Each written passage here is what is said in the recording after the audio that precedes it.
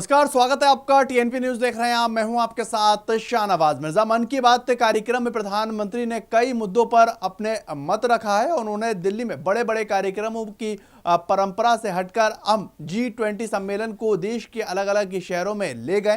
PM Narendra Modi आज मन की बात कार्यक्रम में चंद्रयान 3 की सफलता का भी जिक्र किया और पीएम मोदी ने G20 सम्मेलन को लेकर देशवासियों की तरफ से विदेशी डेलीगेट्स के स्वागत का भी जिक्र किया गया।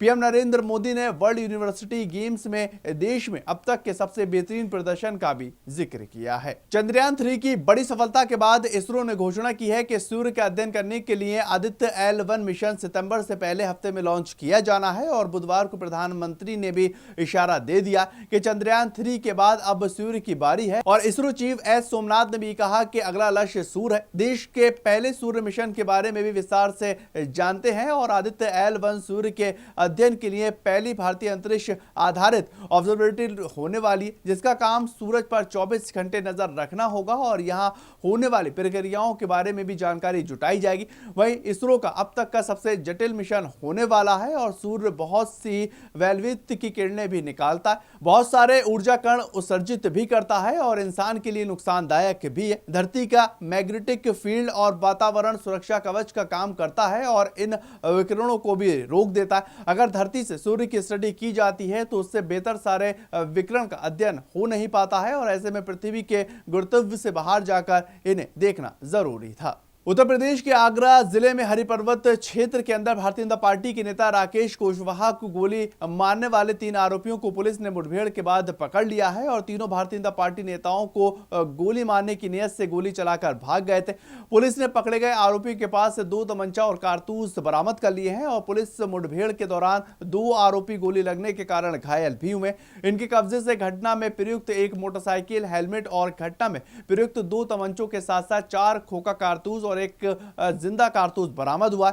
आरोपी पिछले दिनों ही हरि पर्वत क्षेत्र में राकेश कुशवाहा पर जान से गोली मारकर घायल करने की नीयत से वंचित थे और आरोपियों को पुलिस ने पकड़ के आगे की पूछताछ भी शुरू कर दी है। खबर मध्य प्रदेश के शाजापुर से है, जहां पर शाजापुर कृषि उपज मंडी क्रमांक 3 में आज विश्व विख्यात जया किशोरी की 1 दिवसीय कृष्ण चरित्र कार्यक्रम का आयोजन हुआ है और कार्यक्रम में जया किशोरी के मुखर विंद से कृष्ण चरित्र को सुनने के लिए अपार जन समूह श्रद्धालुओं की भीड़ सुजालपुर में देखने को मिली। कथावाचक को विश्व विख्यात जया किशोरी के द्वारा कृष्ण जन्म महोत्सव के साथ साथ कृष्ण लीला के बारे में भी कृष्ण चरित्र पर कथा सुनाई है और आयोजनकर्ता रामवीर सिंह सिकरवार के द्वारा 1 दिवसीय कृष्ण चरित्र सुनने के लिए पहुंची है। अपार जनसमूह श्रद्धालुओं का गुलाब की पंखुड़ियों से भव्य स्वागत किया गया और वहीं पर कार्यक्रम के अंदर जया किशोरी के भजन पर हर कोई थिरकता हुआ नजर आया है।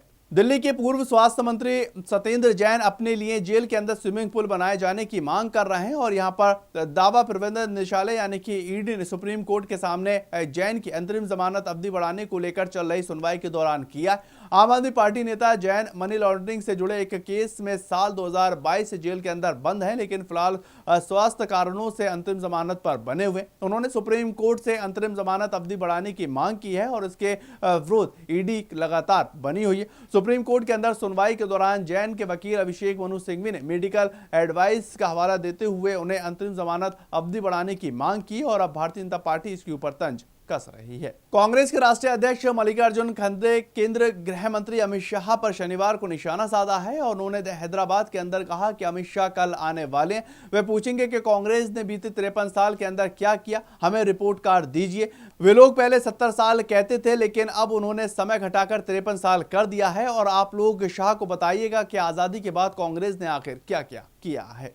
हरियाणा सरकार ने शनिवार को नूह जिले के अंदर 28 अगस्त तक मोबाइल इंटरनेट और बल्क एसएमएस सेवाओं को बंद करने का आदेश दिया है और सरकार ने हिंदू संगठनों को एक बार फिर से शोभा यात्रा निकालने के आह्वान के मद्देनजर ये फैसला किया।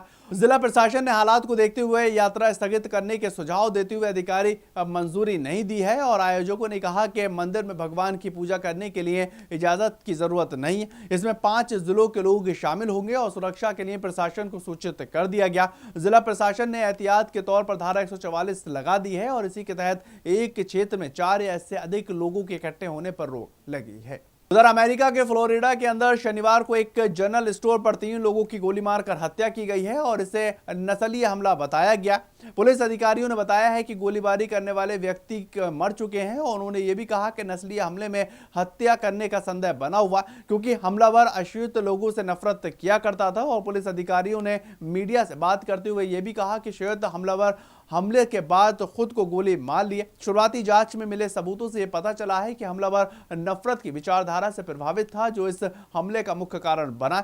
हालांकि हमले में कितने लोग और घायल हुए हैं, इसको लेकर अभी जानकारी साझा नहीं की गई है। चलिए फिलहाल इस बुलेटिन में इतना ही। ज्यादातर खबरों के लिए आप लगातार बने रहें टीएनपी न्यूज के साथ।